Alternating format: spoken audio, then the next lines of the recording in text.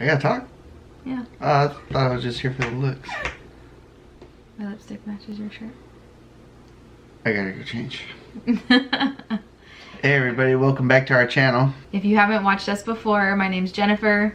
And I'm Anthony. And we have two little girls. And for today's video, if you've never heard of a tag video on YouTube, basically the creator of the tag comes up with a list of questions about that topic and then tags other people to do videos answering those same questions. And we have gotten a lot of questions just in our day-to-day life about how we raise Bailey and Quinn.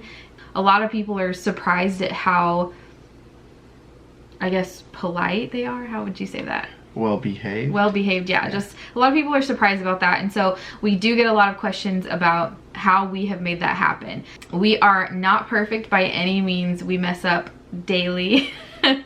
But we do our best, and I feel like when it comes to raising them, we do a pretty good job.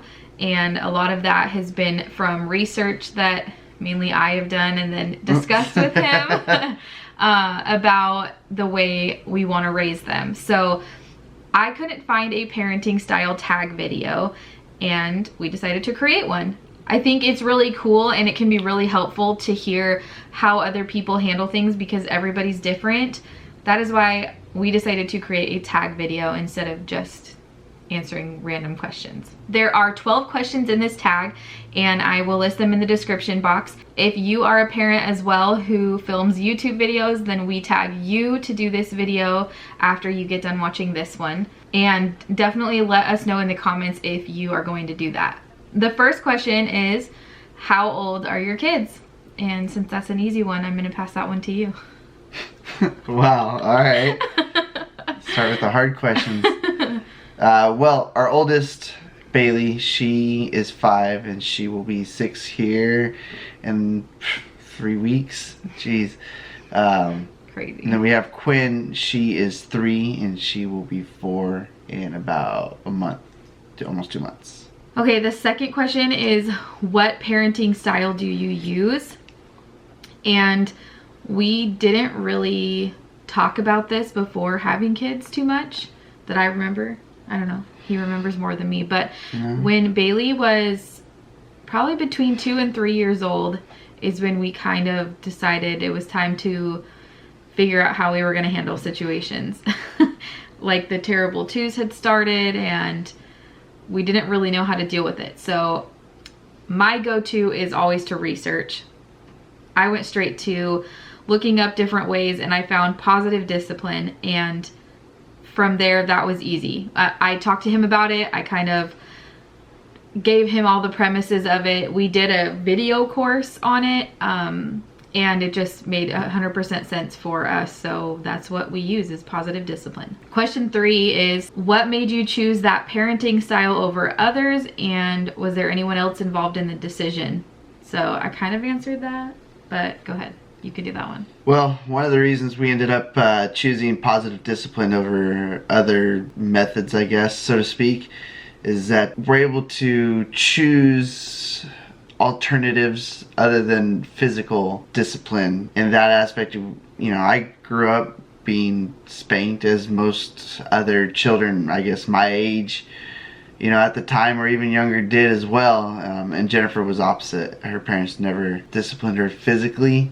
So there was 2 different upbringings, and we just kind of talked about it. I saw how it was with me, and I mean, I wasn't against it, but you know, we just decided that that would be the method that we would proceed with, and I mean, it's benefited us ever since, and the kids, I guess, too, huh? They're pretty good kids. Question number 4 is, how do you ask or tell your kids to do things, and what do you do if they don't listen? So I'm gonna put some links in the description box about positive discipline that will go into this a lot more in detail than what we're gonna be able to do, because this video would get way too long. I could talk about this for hours, but we try not to. Again, we're not perfect, we're human, we make mistakes, we sometimes raise our voices when we shouldn't, but for the most part we really try to be respectful to them and show them respect even though they're kids. And that's kind of like how we parent in all aspects. So being respectful but firm as well when we're asking them to do something. So we will say, Bailey, can you clear your plate, please? We use please and thank you with them. We call them ma'am. Like if Bailey asks a question, can we go to the library today? And we're not going to be able to, I'll say, no ma'am, but maybe we can go tomorrow. Because we firmly believe that if they're shown respect, but still they're not going to be like allowed to do anything they want, but if they're showed respect, that they're going to be a lot more likely to reciprocate that. And so far it has worked well for both of them. Right. But yeah, so we just ask them, hey Quinn, can you please pick up your toys, or whatever the case may be. And if they don't listen, then we go to choices. So do you want to explain choices a little bit? So we'll ask Quinn if she'll pick up her toys, and if she chooses not to, she can, we'll give her choices. So that way she can choose what consequence that's going to happen, whether it be good or bad. So we give her a choice. Hey Quinn, you can either choose to pick up your toys and you can have them for tomorrow, or you can choose not to pick up your toys, and if mommy or daddy have to pick it up, then they're going to go in the garage for a week and you don't get them at all. Yeah. So those are her choices. She can make up her mind on what she wants. And that's a good example to use because I think it's a common one people face, especially with young kids. The whole choices are a huge thing with positive discipline because you choose two things that you as parents are okay with either option. That's the most important part, because you don't want to give them an option you're not okay with and then have them choose it, because then it backfires a little bit. But giving them those choices because they feel like they're in power and they're being heard and respected as a human, and they're a lot more likely to actually do what you're asking them to do if they're the ones choosing to do that. And it's crazy. I mean, we can be on the verge of a tantrum trying to get them to do something, and we give them choices, and they pretty much 90% of the time choose to do what we want them to do in the first place, but it was their choice, so it was okay. And so it gets rid of a lot of power struggles. We don't deal with a lot of power struggles in our house, and I think that's the biggest reason why, honestly. Question 5 is, how do you handle fighting and either physical or verbal. Physical. Let's get. But yeah, physical and verbal fighting. How do you handle that? Well, they don't get physical, pretty much. I mean, they have. Not very often. Not like in a fight though, but it's like, she hit me, something like that. We deal with fighting, physical fighting when it does happen. Honestly, and verbal fighting too. We handle it the same way. And it goes back to firm but respectful. We really try to not just correct the behavior and say, no, you can't do that, but talk through it with them and help them come to that conclusion themselves. So, like, what would be an example of that, do you think? Essentially, we would just ask her, is this something that you would like if it were done to you, or would you like it if Sissy hit you or took this away from you or something like that? Essentially, we just turn it back on her and ask her, if someone were to do this to you, how would it make you feel? How would you react? Would you like it? And also, like, how do you think that made her feel? Right. So if Quinn hits Bailey, or if Bailey takes a toy from Quinn, how do you think that made her feel when you did that? And then when we can kind of get to the bottom of that and they really understand, like, oh, that made her feel really sad or hurt, then we can help them find ways that they can maybe address that differently next time that happens. What can you do differently next time so that that doesn't happen? And sometimes they're not as willing to kind of talk through that as other times, and so we just kind of help the conversation along in a calm, firm, respectful way, so they know we're not messing around, but at the same time we're not treating them like a dog to be ordered around, if that makes sense. We pretty much just show them that we're listening to them. Yeah, I think that's important. And I think if they don't feel listened to, or if they don't feel their feelings are validated as well, I think that's when you really see the behaviors of lashing out and things like that in kids, especially younger kids. Question 6 is, how do you handle talking about the issue of sex with your kids? And we don't. We haven't had to have like the full-on conversation with them yet. Again, they're kind of young still at this point, but so far, I mean, we do use anatomically correct vocab with them. So Right. you want to talk about like the reasons why? Well, everything is called by its name. It's not a nickname for a private part. It's not a flower Yeah, or what, or you know. whatever you want to call it. That's not what it is. You know, something were to happen to the kids, we want to know what happened, where it happened. And, we want them to be able to the say details, what happened. instead with of just the correct words. Right. But also, like, we don't want them to feel like their private areas are something to be ashamed of, or like they can't talk about it, or like it's a taboo thing. Right. Because everyone has them. It's part of life. When they get to a point where we talk about sex with them, it's also going to be the same thing. It's probably not going to be a comfortable conversation. It's not just going to be one conversation either. It's going to be an ongoing dialogue. It's going between mom and them. No, between all of us. And we're going to answer their questions truthfully in an age-appropriate way, and we're not going to hide things from them or make it seem like a bad thing or whatever the case may be. Like, we just want them to have all of the information in an age-appropriate way, if that makes sense. I don't know. Makes I sense don't know. to me. They're not quite old enough. There's a lot more research to do on that topic in this area, but we know it's going to be no lying, no hiding things for sure. Number 7, what do you do when your kids talk back to you? Flick them in the mouth. No. What do you do? Wash your mouth out with soap. No. Oh, we don't do that. I have had that happen to me actually as a kid. I didn't have physical violence, but I did get my mouth washed out. Yeah, me too.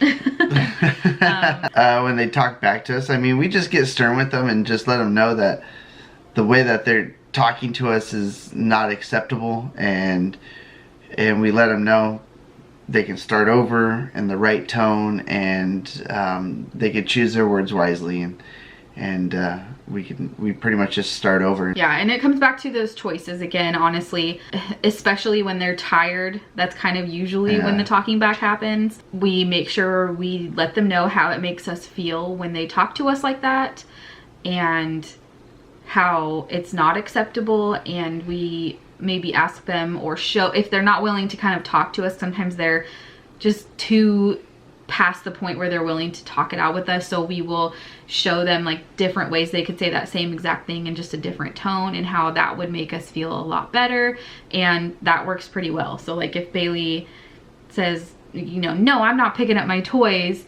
then we'll get down to her level and I'll say, Bailey, that makes me feel really sad that you decided to talk to me like that, and maybe we could think of another way to do that says the same thing but isn't so hurtful. And a lot of the time she'll kind of like realize what she did and realize how it made me feel and change it up, and she'll say, I just really don't want to pick up the toys because I'm playing right now. And that gets kind of back to the root of why she did it. And that's another huge important thing with positive discipline, is not getting mad at the behavior or like punishing the actual behavior. It's like figuring out, why is that behavior even happening, and then talking through it with them and addressing the root cause of it in the first place. So question number 8 is, how do you handle consequences for behavior? What was the question? Oh my gosh. How do you handle consequences for behavior? How do we handle the consequence? We follow through. We follow through with the choices that we give them on the consequences that are going to happen, whether it be good or bad. Once again, you follow through. And Jennifer mentioned earlier, you only give them the choices that you're willing to have. So if you say, hey, if you do this, you're going to have ice cream, and if they do it, then you got to follow through with the ice cream. Give them the ice cream. Or if you tell them that if they don't pick up their stuff, it's going to go in the garage for a week, or whatever you may choose that consequence to be.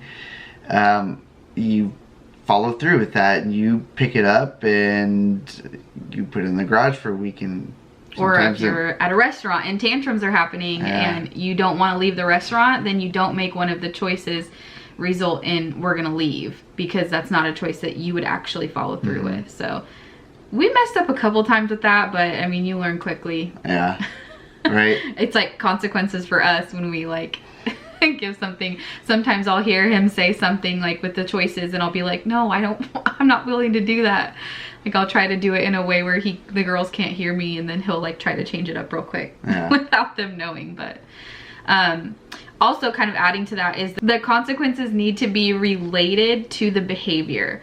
And that is super important because they need to make that connection. So our girls don't play video games or anything. Like, I guess they play, like, sometimes they get games on the phone, but like if they were playing video games, for example, if they were a little bit older and we said, if you don't clean up your room, then you don't get video games. Well, that's not really related to the behavior.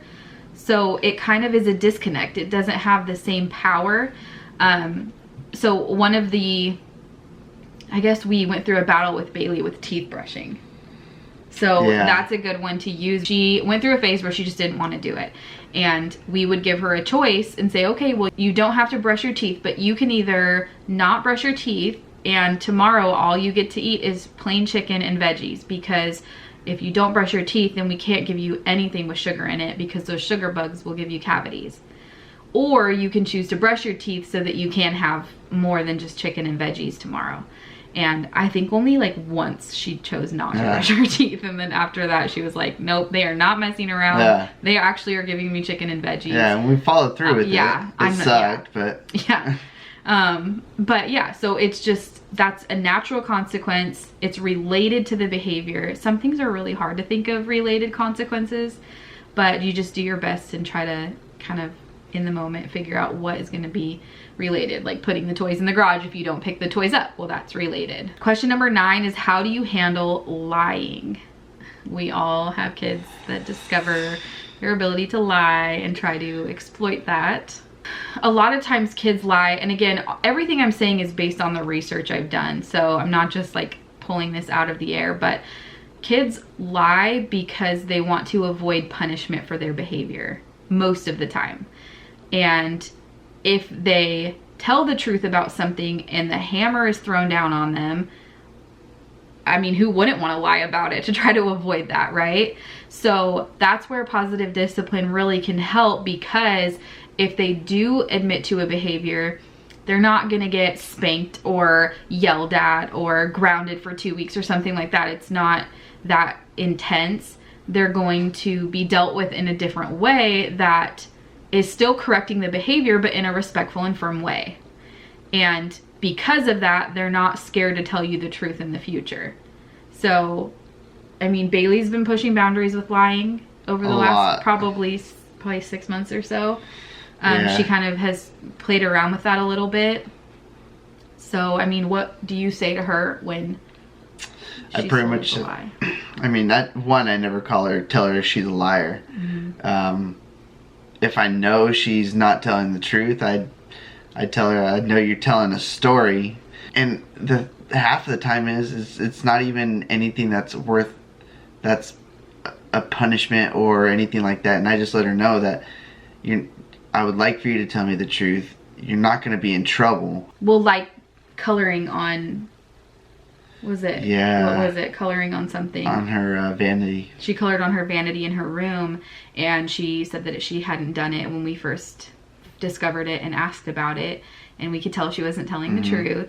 So, you know, we just say, you know, Bailey, if you are telling a story, it's really important that you tell us what really happened, and we might be disappointed that it happened, but we're going to be a lot more disappointed and sad if you tell us a story about what happened. Right. And so again, we're talking about how it's making us feel and how we can handle it differently. And then she came out and told us that she did color on the vanity. And at that point, we talked to her and be like, okay, well, we'd ask her, is that a bad choice or a good choice? And obviously she knows it's a bad choice. And so we talk about, well, how can we stop that from happening in the future? And now since you made that choice, you don't get to have markers in your room anymore. And so there is a consequence for the behavior. But one of the like common misconceptions is that the word discipline means punishment, and it does not mean punishment. The word discipline actually means, it's Latin, I believe, and it means to teach.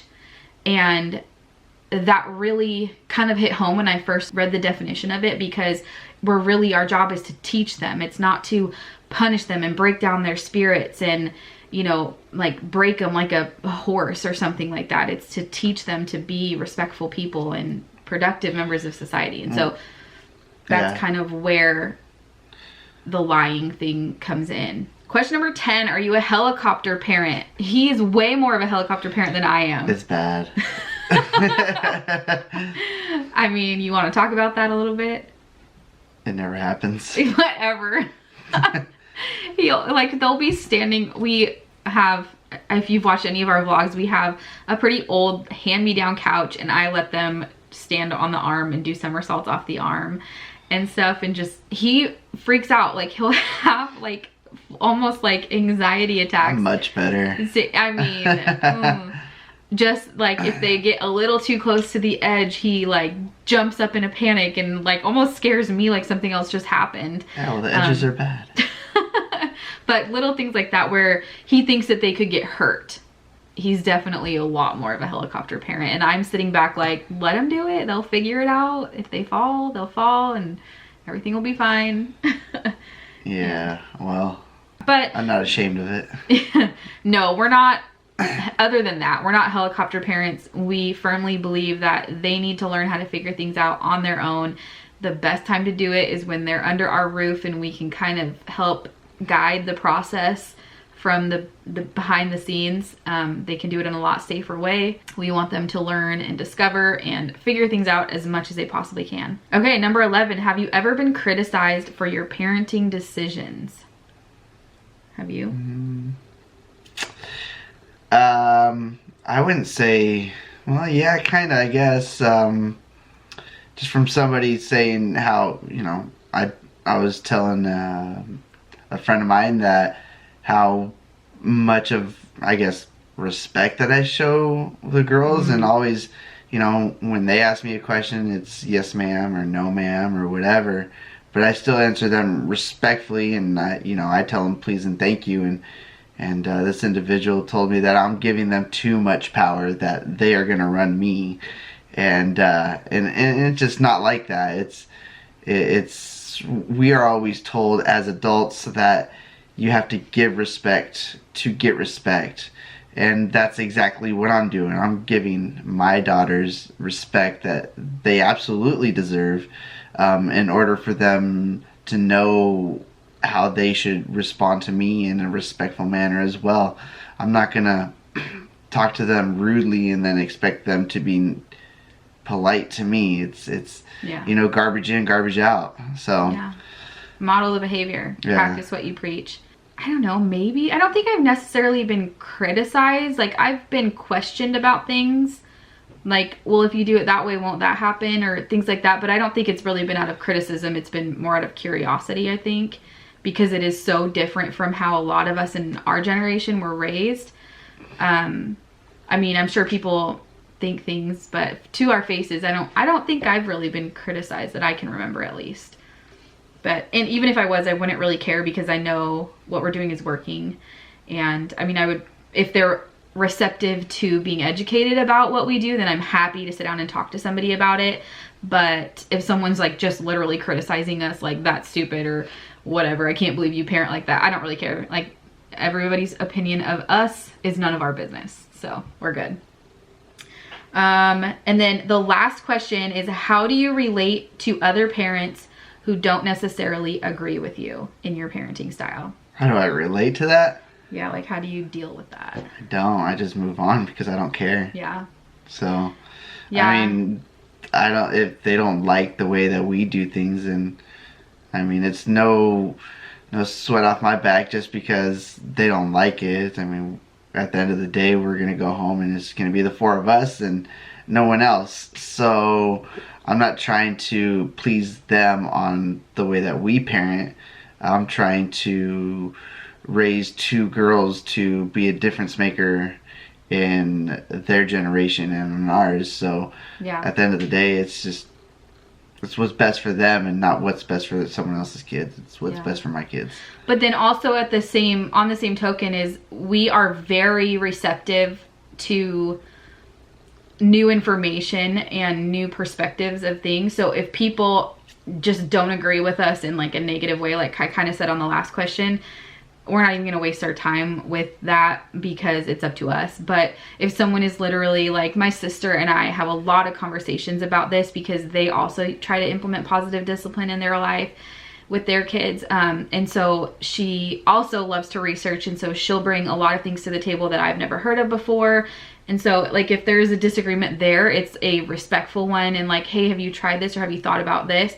Then I'm totally open to hearing about that and looking into it. It's all about the positive criticism, you know. I mean, if you're just going to criticize to criticize, and that's what it is, you know, it is what it is. It doesn't matter. But if you're going to, you know, positive criticism, I mean, if you can't take to coaching, then you know, that's how it's just about how it's approached. And that's with anything with parenting and anything in life, like especially parenting. I wish more parents would be less defensive about like constructive like questions, like have you thought about it this way? It's not an attack, it's just, you know, it's something that could potentially benefit your family because it's benefited ours. And so I'd love to share it with people, and a lot of people do get defensive with that. And so she does it to me all the time. But he doesn't get defensive. That's the thing, is we work well as a team. So but also when it comes, the one thing that I have a hard time dealing with are parents who really don't do any form of discipline with their kids, and their kids like run the show and are disrespectful. And we have encountered that in our life, and it rubs off on our girls. And we've noticed like that when they're around kids whose parents don't really enforce punishments, they just kind of let them do what they want. That's their choice. To avoid conflict for the most part. To avoid conflict, really. That's their choice, but it's also our choice not to put ourselves in that situation and surround ourselves with that, because we have noticed it affect our own kids' behavior. So that's the only thing that I have trouble dealing with. But other than that, I mean, if they don't agree with us, like I said, we either talk about it respectfully, educate them, they can educate us if there's something that we've never heard about, or if they're just criticizing to be stinkers, then they can just be in their own little world and we'll stay in ours. That is the parenting style tag. I know this video probably got kind of long, so if you're here till the end, let us know by commenting "parenting is hard" in the comment section, because then we will know that you are one of the awesome supporters who watch till the end of our videos. Also, make sure you give it a thumbs up and click subscribe if you're not already. Stay humble, be kind, and we'll see you in the next one. Deuces. Mwah.